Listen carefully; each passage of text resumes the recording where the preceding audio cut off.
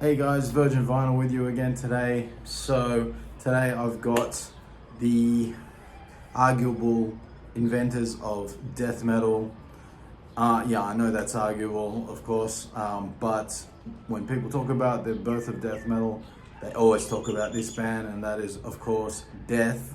This album, though, is not one of the albums that is considered the birth of death metal, but it is individual thought patterns. So this album right here is okay. So when the band was Mantis, right? Those demos are considered like some of the first ever death metal demos. Chuck Schuldiner, of course, is the main man, and you've got like other guys that would sort of come into the early stages of the band, like Chris Reifert, who would go on to form Autopsy, and other guys who all would make an impact in the early days of death metal. When they when they changed the name to Death, and they released their first album, Scream Bloody Gore, which is probably my favorite. But it wasn't always my favorite. It's anyway, that doesn't really matter. It's right now it's probably my equal favorite to this one right here, but we'll get to that in a second. So of course you had Scream Bloody Gore, changes the game. It's considered by many the first ever death metal album. Some would say that Seven Churches by Possessed is the first. Either way, it's one of those two that are usually put up as the first death metal album by the majority of people who know what they're talking about. There's a few other contenders as well, but needless to say that Death are an extremely important band when it comes to the genre of death metal. So then they would release Leprosy, which is another classic, and then Spiritual Healing, which is a great album as well because they have James Murphy come in on lead guitar, and he is one of my favorite shredders in death metal. The guy is a beast, and I love his stuff. And he had a great band as well called Disincarnate, who only did one album in the early 90s, and that is a killer death metal album, really underrated, underappreciated. And man, I would love to get a copy of that on vinyl if I could ever track it down. Who knows? I don't even know if they released it on vinyl at that stage. In the I think it's 93, isn't it? That album? I'm not sure. To be honest. But anyway, then Chuck sort of, already on that album, there was a bit of a shift happening, like slightly more progressive tendencies coming into the songwriting. Some like of the old heads, overblow it in my opinion. Like J-Dog at Hell's Headbangers. He's like always like, oh, I don't even know. Like he's like borderline if that's even a death metal album. It's like, come on, man. Of course it's a fucking death metal album. What are you talking about? But once that band each album the lineup of Death changes, and it's mainly because Chuck was, when you have visionary people who have a strong creative vision that they want to put forward, and they feel very attached to that, they can often become hard to work with or hard to be around or hard to deal with because they're uncompromising, and sometimes to their own detriment. There's of course famous stories of Chuck blowing their European tour because of the way he was feeling about things. He was a very sensitive person, and took things to heart far too much, and to his own detriment and to the detriment of the band. But it seemed like when you look at Legacy, it seemed to work out because each lineup sort of gave each Death album something unique and new and special, and after Spiritual Healing, that band fell apart, and Chuck reassembled the lineup with the guys from Cynic, Paul Masvidal and oh man, I'm blanking on his name. It's the drummer's fucking name.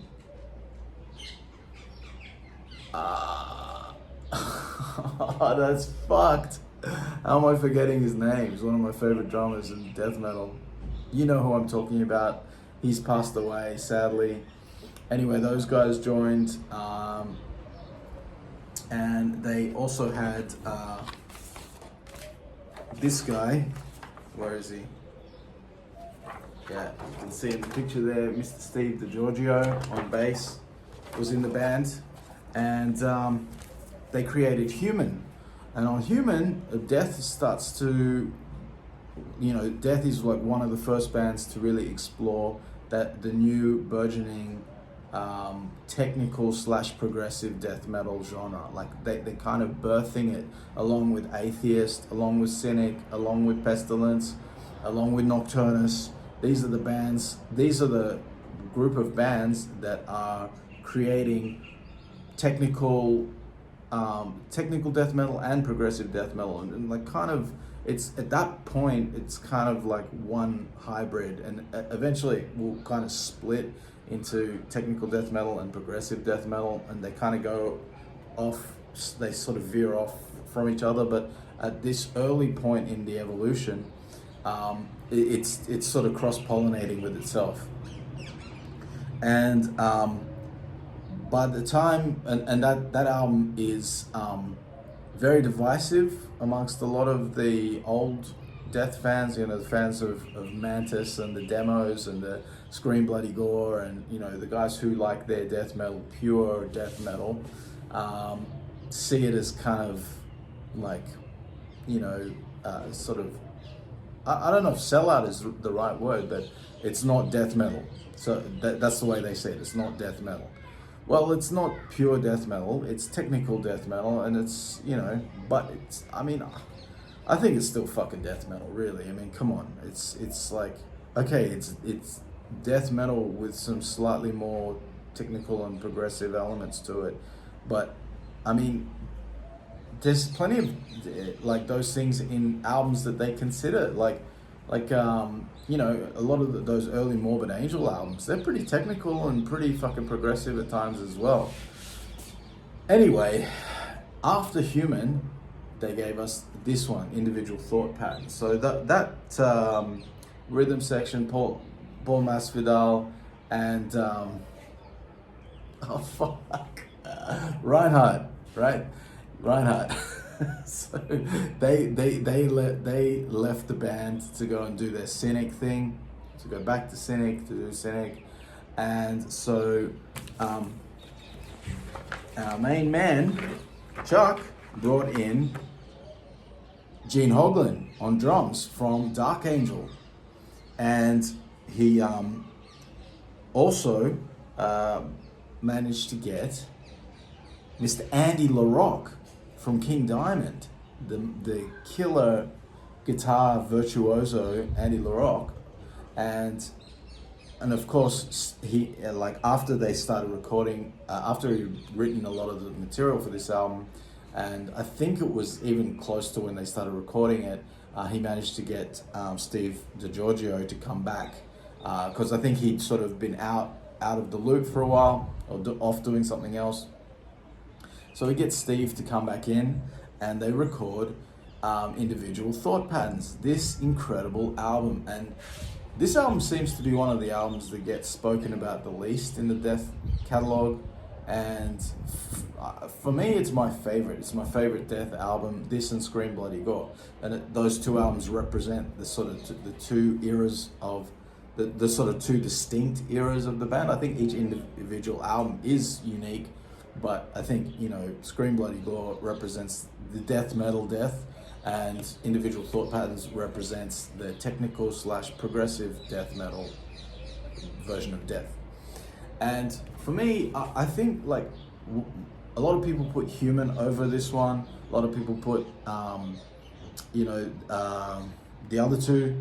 But for me, I think they really peaked on this album when it came to songwriting. Chuck's songwriting, every song on here, Overactive Imagination, In Human Form. I really love Trapped in a Corner. I really love Nothing Is Everything. I really love Mentally Blind. I mean, like, there's no tracks on here that aren't killer. The Philosopher is awesome. We got a video clip for The Philosopher, which was really cool back in the day. A lot of fun to see. You've got the thing that's really cool. The thing I love about this album that's really cool and that I think works really, really well is that one, you bring in Gene Hoglan, who is an incredible metal drummer. He has so much fire and so much firepower at his disposal, and he just unleashes all over this thing, and it's awesome. It's just so driving and killer. And you couple that with Andy LaRocque's virtuoso, yet sort of harkening back to classic heavy metal style of soloing, mixed with Chuck's very distinct soloing style, and then you chuck in Steve DiGiorgio's also extremely unique way of approaching the bass. And Steve is one of the truly great, innovative masters of metal bass playing. There really isn't many bass players who can match him when it comes to extreme metal that is innovative and interesting and great to listen to, you know, not just a sort of a boggle of notes. Like, he's actually doing something really tasty and really cool and really interesting. So this combination of people, I think, works really, really well, because you've got this, you know, Gene Hoglan sort of represents the modern death metal, the ferocity of, you know, that pulverizing, driving drumming that you get from technical death metal. Then you've got Andy LaRocque representing the past in a way, you know, so that's juxtaposed with Gene's drumming. And you've got Steve in there, who's sort of like the glue that holds the instrumentalists together, but like with his own language weaved in between it. And then of course Chuck's actual songs that he's written here, I think his best. I think his best songwriting is here on this album. I absolutely love this thing to death. And you know, I don't really get, like, I see people criticizing it and saying that, like, I've seen dogs saying that it's a pile of shit. I'm like, what are you, fucking crazy, dude? Are you crazy? This thing is amazing. It's great. It's truly great. A great death metal album, a truly great death album. It's my favorite, along with Scream Bloody Gore. And that's it. So I'll just show you, this is the reissue, of course, from Relapse. Okay. You've got here just a little booklet inside, which is pretty cool. Okay, some pictures there. You've got like a nice spread inside with some nice write-up from Gene Hoglan and from Perry Grayson, and from Alan Duche. So that's pretty cool. And you got the nice little sort of picture there with the guys. You know, there's Andy, Gene, and Steve. Very, very cool. And of course, this lineup would be short-lived as well, as they all were. Although Gene would stay in the band for the next album. And you know, we all know what happened in the end. Chuck eventually had his health problems and died. And it's really interesting to wonder what he would have done going forward, because he sort of seemed to be pretty much over death metal by the time he got to the end. And you know, he did Control Denied, which was probably what he was going to do. He probably wouldn't have done any more death albums, and so that was with, of course, sort of more traditional power metal style vocals over kind of like, you know, technical metal instrumentation, which, you know, it's okay. It's okay. I just don't think it really hit the heights. And I think Chuck, even though he didn't really want to be a death metal guy. I think at the end of the day, you know, the guy pretty much invented the genre. So it's like, you know, of course he was going to be great at writing that kind of music. And there you go. Anyway, guys, that's it for today. Thanks for watching. Please hit that subscribe button. There'll be plenty more stuff to come. And I'll see you tomorrow.